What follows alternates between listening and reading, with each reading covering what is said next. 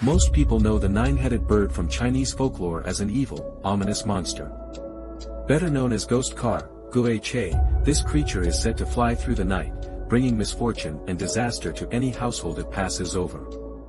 Legend claims it steals the souls of sleeping children. For thousands of years, villagers would bark dogs and bang pots to scare it away. To ordinary people, it was nothing but a terrifying curse and a vicious demon. But this popular story hides a cruel historical lie. What if I told you this evil monster was once a supreme sacred deity? Its original name is Jiufeng, the Nine Phoenix. The ancient classic Shan Hai Jing clearly records it. In the great wilderness dwells a spirit with 9 heads, a human face, and the body of a bird. Its name is Jiufeng. The key word here is feng, phoenix. In Chinese culture, the phoenix is not an ordinary bird. It is the king of all birds, a sacred symbol of auspiciousness, holiness, and royal power, standing equal to the mighty dragon. A creature honored with the title of phoenix could never be a born devil, so how did a revered divine phoenix degenerate into a blood-dripping, soul-stealing monster feared by all? The answer lies not in mythology, but in brutal ancient political and cultural warfare. To uncover the truth, we must trace Jiufeng's origin. It was the core totem and supreme spiritual symbol of the ancient Chu kingdom. The people of Chu worshipped birds, revered the phoenix above all creatures, and regarded the number 9 as the most sacred and noble number representing heaven's power. In Chu civilization, Jiufeng was the guardian god of the land. It symbolized protection, good harvests, and the unyielding spirit of the Chu people. The tragic transformation of Jiufeng began with the fall of Chu.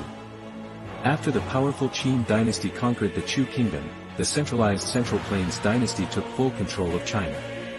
The Chu people remained rebellious and proud, holding fast to their local beliefs and culture, with the famous oath, even if only 3 Chu households remain, Chu shall overthrow Qin. For new rulers, military victory was never enough to conquer a defiant nation. To completely subdue a people, you must first destroy their faith and defile their gods. You cannot simply ban a religion outright. Instead, you rewrite its deity's image, turning an object of worship into a monster worthy of hatred. This is the silent, brutal cultural purge that destroyed Jiufeng's reputation, carried out in 3 insidious steps. First, rulers stripped Jiufeng of its divinity. They erased its sacred title, Nine Phoenix, and renamed it the Nine-Headed Bird.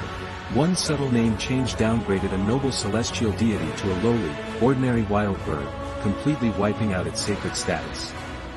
Second, they fabricated vicious rumors. They invented tales of it stealing human souls, bringing plagues and disasters, and haunting villages at night. The once beloved guardian god was rebranded as an evil omen. Eventually, even the descendants of Chu people began to fear and drive it away, achieving the goal of collapsing Chu's faith from the inside. Third, they branded an eternal wound on its image. The well-known legend claims the nine-headed bird once had 10 heads. A celestial dog bit off one head, leaving a bleeding, broken neck that never heals and drips blood forever. In ancient Chinese astrology, the celestial dog star symbolizes the military force and conquest of the Central Plains imperial court. That endless bleeding wound is not a mythical injury, it is a deliberate political mark left by the victors. This scar served as a permanent warning to the conquered Chu people: your patron god has been crippled and defeated by our imperial power. Your civilization has lost, and you will forever bear the mark of defeat. As long as that blood flows, the shame of failure lingers. The story of the nine-headed bird is never just a ghost tale. It is a 2,000-year-old hidden verdict of history.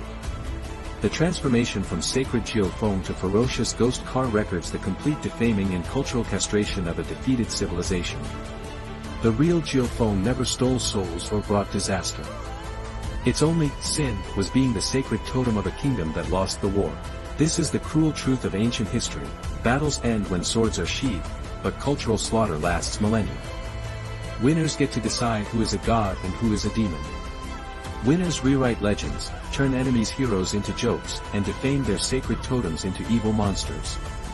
So the next time you hear someone insult others with the name of the nine-headed bird, remember this: it is not a monster. It is a defeated phoenix. For 2,000 years, it has borne the world's hatred and disgrace alone, carrying the eternal wound of its fallen nation and its people.